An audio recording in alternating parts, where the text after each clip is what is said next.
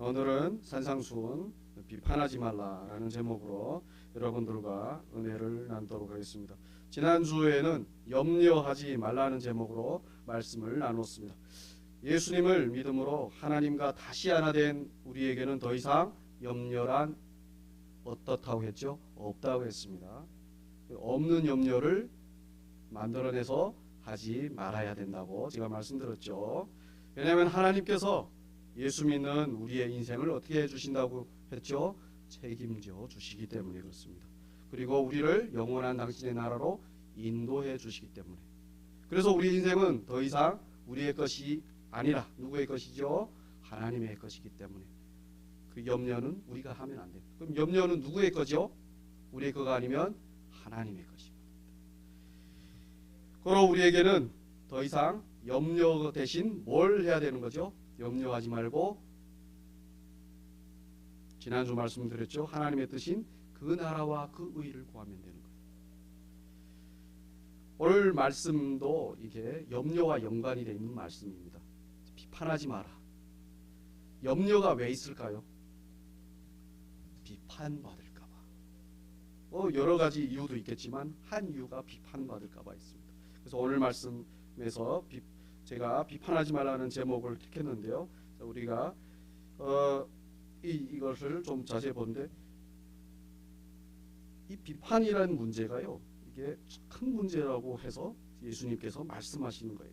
여기 중에 비판 안 하는 사람은 단 한 사람도 없습니다. 그렇죠?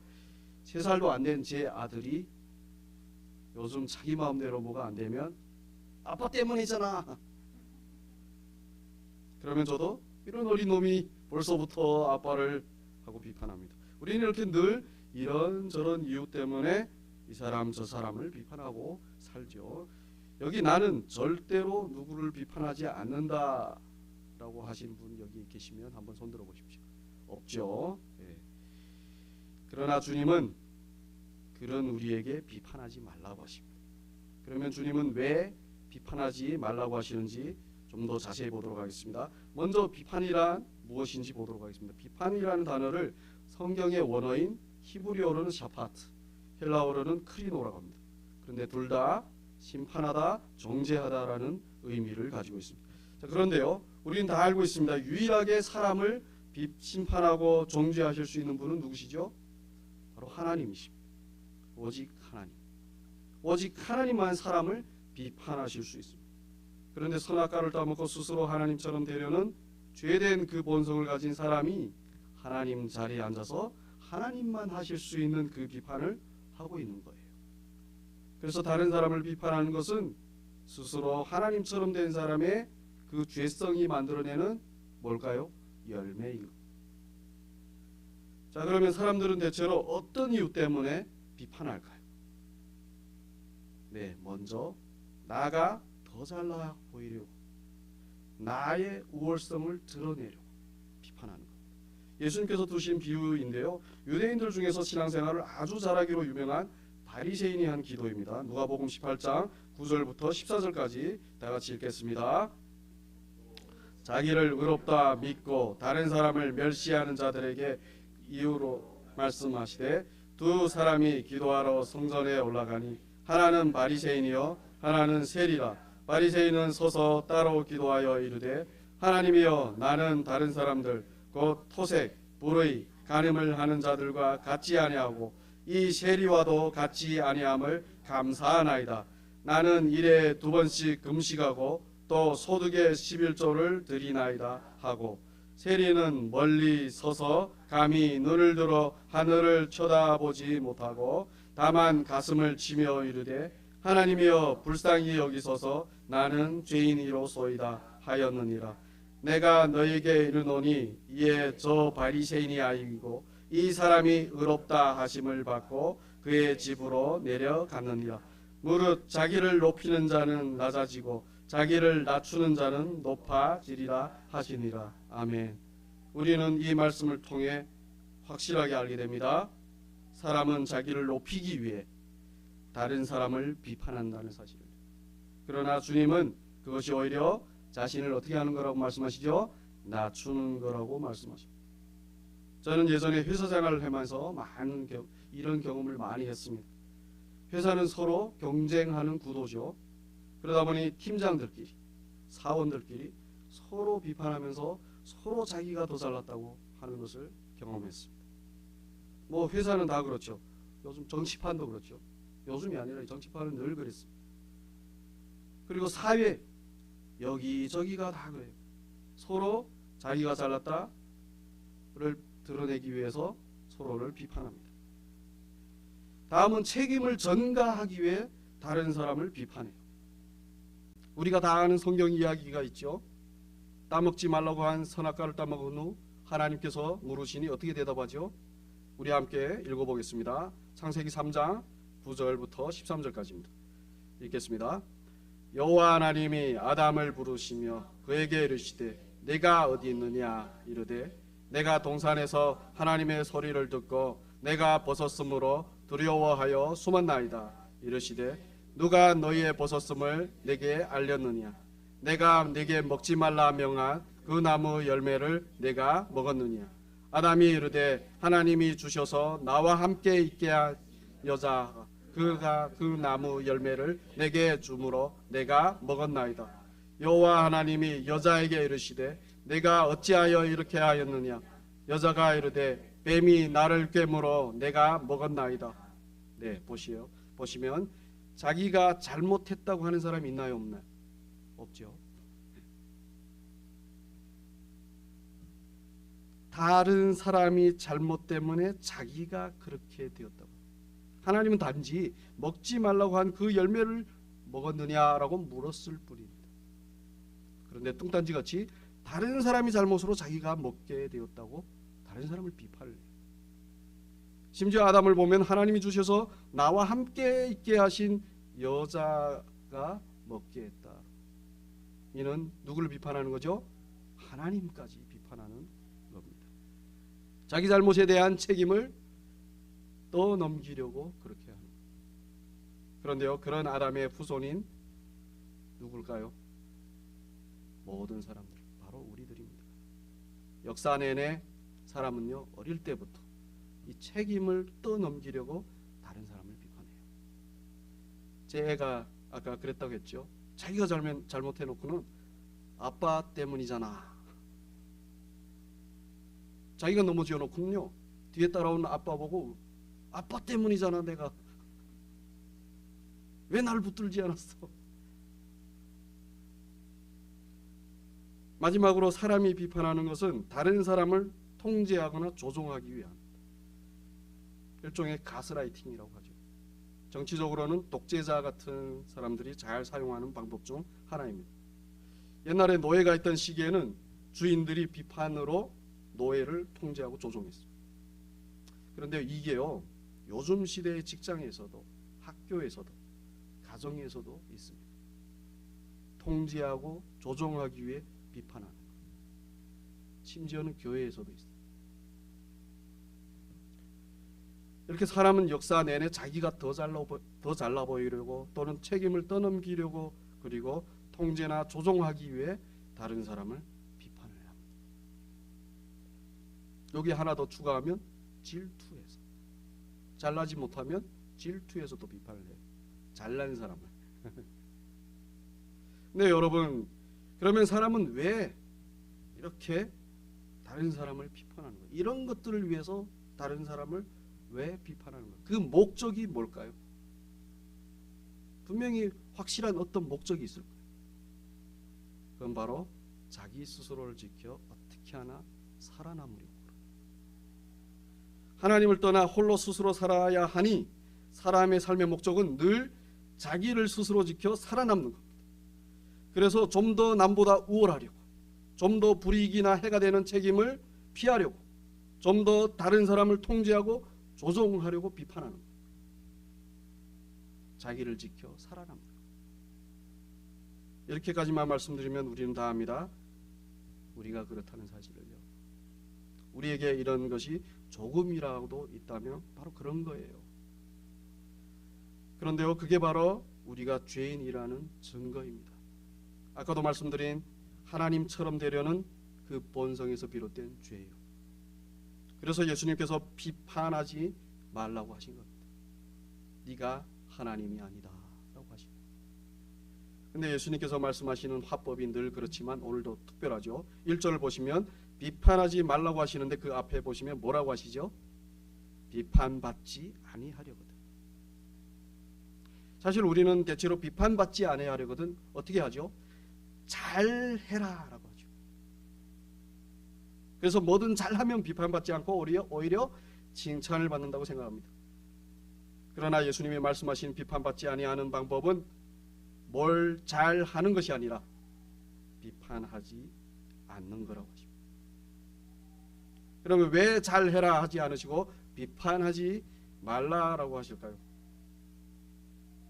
네, 사람이 잘하려고 하는 것도 사실 다른 사람을 비판하려고 잘하려는 것이기 때문이에요. 그렇잖아요. 대놓고 비판은 하진 않아도 열심히 잘하면 그것이 기준이 되어 그렇지 않은 사람에 대해 비판이 하게 됩니다. 자연스럽게 그게 기준이 되면 그게 다른 사람 그렇게 못하는 사람을 비판하게 돼요. 말은 하진 않아도 그 기준이 비판하게 되는 거예요. 그래서 옛날에 열심히 살게 하려고 서울역에 가서 노숙자들을 보고 오라고 했습니다. 노숙자처럼 살지 않으려면 열심히 살아야 한다. 이걸 알려주기 위해서. 좀 노가다를 하는 제 친구들이 많은 노가다를 하는 제 친구가 있는데 자녀에게 공부를 열심히 하라고 합니다. 근데 그때 꼭 이렇게 얘기를 해요. 그렇지 않으면 아빠처럼 노가다나 하면 산다. 열심히 잘해야 한다는 사람이 내면에는 그렇지 않은 것을 비판하는, 심지어 스스로도 비판하는 것이 있는 거예요. 그래서 예수님께서 비판받지 아니하려거든 잘해라가 아닌 비판하지 말라라고 하십니다. 왜냐하면 2절 말씀처럼 비판하는 사람은 비판하는 그 비판으로 자기도 비판받을 것이기 때문이죠. 여러분 그렇습니다. 우리는 누군가를 비판하면 반드시 그 비판한 것으로 우리 자신도 비판받게 됩니다. 모습이나 성격은 달라도 스스로 하나님처럼 되려는 사람의 그 본성은 다 같아요. 그래서 우리가 다른 사람을 비판하는 그것이 바로 우리 안에도 있는 겁니다. 그냥 우리 눈에 잠시 안 보일 뿐이에요. 그러나 때가 되면 똑같은 것이 나옵니다. 오늘 아침에 우리 예나가 까불다가 머리를 부딪혔습니다. 그래서 제가 정신 차려야지 그리고 말해놓고 이렇게 앉다가 안 보고 앉다가 예나의 장난감을 깔고 앉아서 부세웠습니다. 예나가 바로 정신 차려야지.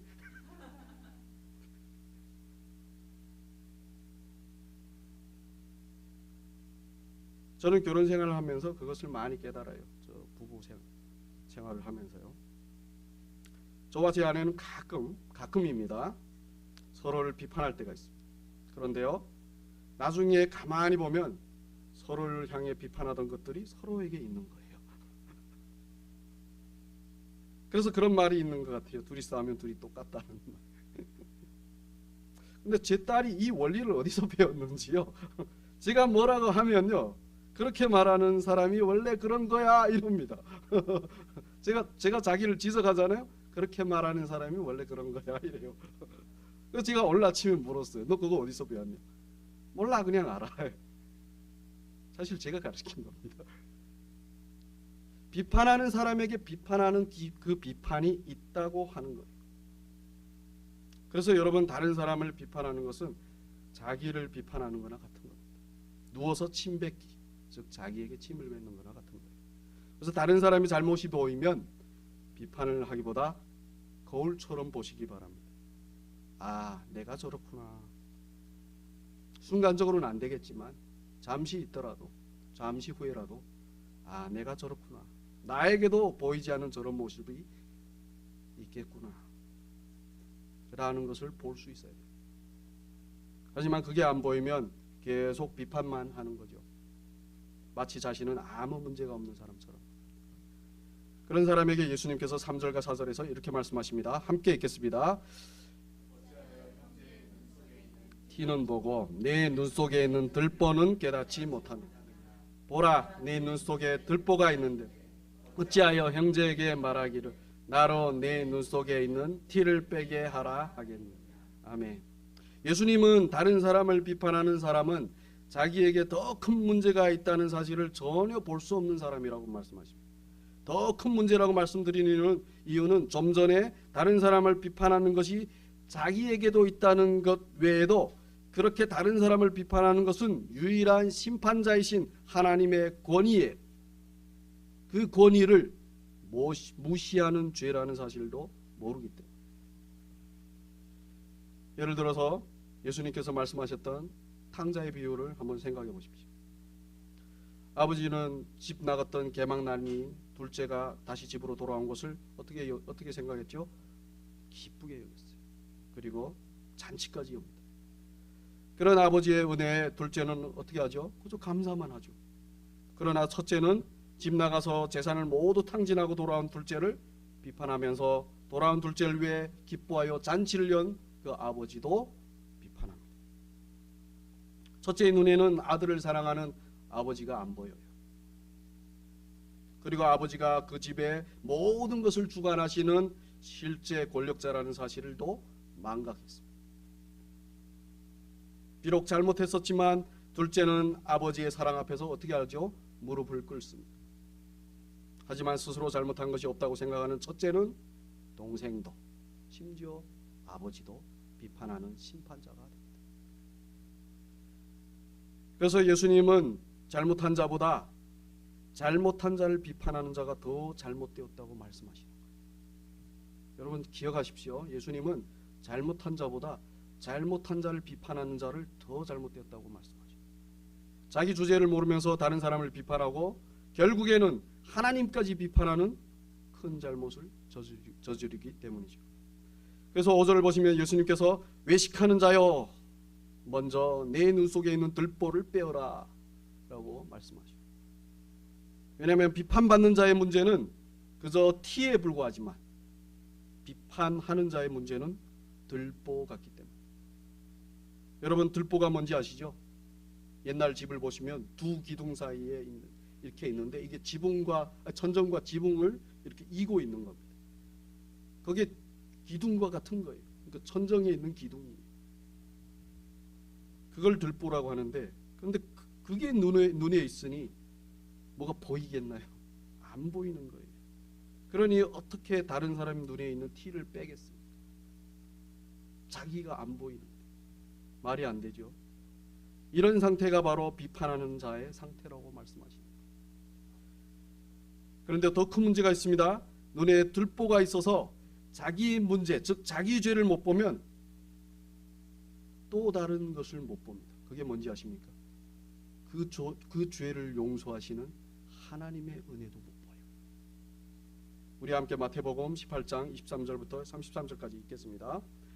그러므로 천국은 그 종들과 결산하여 하던 어떤 임금과 같으니 결산할 때 10,000달란트 빚진 자 하나를 데려오매 갚을 것이 없는지라 주인이 명하여 그 아내와 자식들과 모든 소유를 다 팔아 갚게 하라 하니 그 종이 엎드려 절하며 이르되 내게 참으소서 다 갚으리이다 하거늘 그 종의 주인이 불쌍히 여겨 놓아 보내며 그 빚을 탕감하여 주었더니 그 종이 나가서 자기에게 100데나리온 빚진 동료 한 사람을 만나 붙들어 목을 잡고 이르되 빚을 갚으라 하매 그 동료가 엎드려 간구하여 이르되 나에게 참아 주소서 갚으리이다 하되 허락하지 아니하고 이에 가서 그가 빚을 갚도록 보게 가두거를 그 동료들이 그것을 보고 몹시 딱하여 여겨 주인에게 가서 그 다 알리니 이에 주인이 그를 불러다가 말하되 악한 종아 내가 빌기에 내가 내 빚을 탕감하여 주었거든 내가 너를 불쌍히 여김과 같이 너도 내 동료를 불쌍히 여김이 마땅하지 아니하냐. 아멘. 10,000달란트 빚진 자가 그 빚을 다 탕감받는 은혜를 입었습니다. 10,000달란트를 지금의 돈으로 환산하면요 34조 원입니다. 34조 원. 한 사람으로서는 절대로 갚을 수 없는 금액이에요. 그걸 탕감받은 은혜를 입은 거예요. 그런데 그 눈에 들보가 있으니 그 은혜를 못 보는 거예요. 받았는데 못 봐요. 34조 원을 탕감받았다는 그 은혜를 못 보니 자기에게 지금 돈으로 환산하면 1,000만 원 정도나 되는, 이게 100데나리온이거든요. 그것을 빚진 자를 헤아리지 못하는 거예요. 이 얼마나 어리석은 일입니다. 근데 여러분, 이 말씀은 다른 누구에게 하시는 말씀이 아니에요. 바로 누구에게 하는 거죠? 우리들에게 하시는 말씀입니다. 다른 사람을 비판하는 사람에게 하시는 말씀이에요. 눈에 들보가 있어 절대로 용서받을 수 없는 죄가 자신에게 있다는 사실을 모르고, 그리고 그 죄를 용서하신 하나님의 은혜를 모르는 사람에게 하시는 말씀. 자, 그러면 우리 어떻게 해야 할까요? 어떻게 해야 우리가 비판하지 않을까요? 어떻게 해야 우리의 죄를 알고 또한 우리의 죄를 용서하신 하나님의 은혜를 알까요? 우리는 절대로 스스로 비판하지 않을 수 없어요. 그렇죠? 비판을 무조건 하게 됩니다. 좀 이따가 이 설교를 듣고 밖으로 나가시잖아요. 누군가 지나가다가 여러분을 툭 치고 지나간다면 여러분들이 어떻게 하실 거예요? 순간적으로는 나올 겁니다. 이 마음속으로부터. 오늘 2절 말씀처럼 비판하는 사람이 아니라 헤아리는 사람이 사실은 되고 싶어요. 그런데 잘 안 됩니다. 어떻게 하면 좋을까요? 네, 오늘 5절 말씀처럼 우리 눈에 있는 그 들보를 빼면 됩니다. 그 들보가 빠지지 않는 이상 우리는 절대로 비판하지 않고는 살 수 없습니다. 자, 그러면 그 들보는 어떻게 빼는 걸까요? 네, 말씀으로, 즉 예수 그리스도로 빼는 겁니다. 우리 함께 요한복음 8장 3절부터 11절까지 읽겠습니다. 서기관들이 맹 중에 잡힌 여자를 끌고 와서 가운데에 세우 예수께 말하되, 선생이여, 이 여자가 간음하다가 장에서 잡혔나이다. 선생님은 어떻게 말하겠나이까? 그들이 이렇게 말하면 조건을 얻고자 하여 예수를 시험함이러라. 예수께서 몸을 급히사 손가락으로 땅에 쓰시니 그들이 묻기를 마지 아니하는지라. 이에 일어나 이르시되, 너희 중에 죄 없는 자가 먼저 돌로 치라 하시고 다시 몸을 급혀 손가락으로 땅에 쓰시니 그들이 이 말씀을 듣고 양심의 가책을 느껴 어른으로 시작하여 젊은이까지 하나씩 나가고 오직 예수와 그 가운데 섰던 여자만 남았더라. 예수께서 일어나서 여자 외에 아무것을 보시고 이르시되, 여자여, 너를 고발하던 그들이 어디 있느냐? 너를 정죄한 자가 없느냐? 대답하되, 주여, 없나이다. 예수께서 이르시되, 나도 너를 정죄하지 아니하노니 가서 다시는 죄를 범하지 말라 하시니라. 아멘. 여러분, 누군가를 비판하려고 할 때 죄 없는 자가 돌로 치라 라고 하신 이 예수님의 말씀을 기억하시기 바랍니다. 그러면 양심의 가책을 느껴 들었던 돌을 놓고 나간 그들처럼 우리가 들었던 그 비판의 돌을 놓을 것입니다. 비판하는 나에게도 그런 것이 있다는 사실을 알므로 말입니다. 그리고 기억해야 하는 것은 바로 간음한 여인과 그 여인에게 하셨던 예수님의 말씀입니다. 너를 정죄한 자가 없느냐? 주여, 없나이다. 나도 너를 정죄하지 아니하노니 다시는 죄를 범하지 말라 라고 하신 이 말씀을, 여러분, 간음한 여인은 누구 때문에 돌에 맞아 죽지 않았죠? 예수님 때문에. 누구로부터 그 죄가 용서받았죠? 예수님 때문에. 예수님으로부터 그 죄를 용서받았습니다. 예수님의 용서는 바로 하나님의 용서. 그런데요, 예수님은 간음한 여인뿐만 아니라 누구도 용서하셨죠? 우리 모두. 우리가 바로 하나님 앞에 간음한 자들이 아니었어요. 오직 하나님을 사랑하여 그분의 생명을 받아서 살아야 하는데 다른 것을 사랑해서 다른 것을 생명처럼 여기며 사는 그런 간음한 자. 그런 우리의 모든 죄를 십자가에서 대신 지시고 해결하신 분이 바로 예수님이죠. 그러니 우리는 늘 말씀으로 우리의 죄와 그 죄를 용서하신 예수 그리스도의 그 은혜를 알고 기억해야 합니다. 나의 죄와 예수님의 은혜를 아는 것이 바로 우리 눈에 있는 들보를 빼는 거예요. 여러분 기억하십시오. 나의 죄와 그 죄를 용서하신 예수 그리스도의 은혜를 아는 것이 바로 우리 눈에 있는 들보를 빼는 겁니다.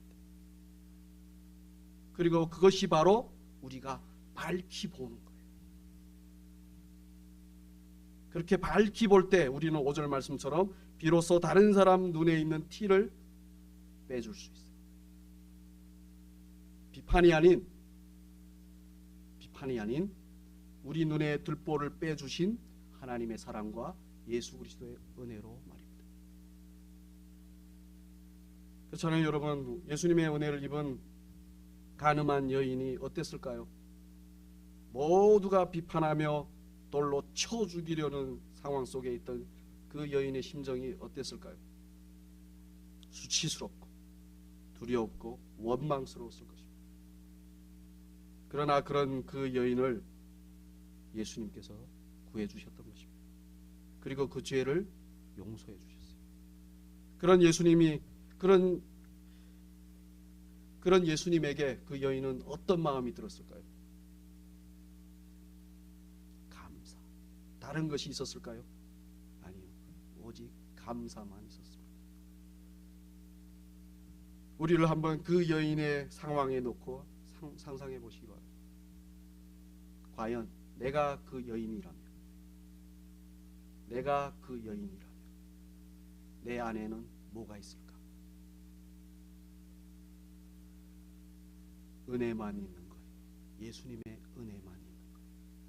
그런 은혜를 입은 그 여인이 과연 쉽게 다른 사람을 비판했을까요?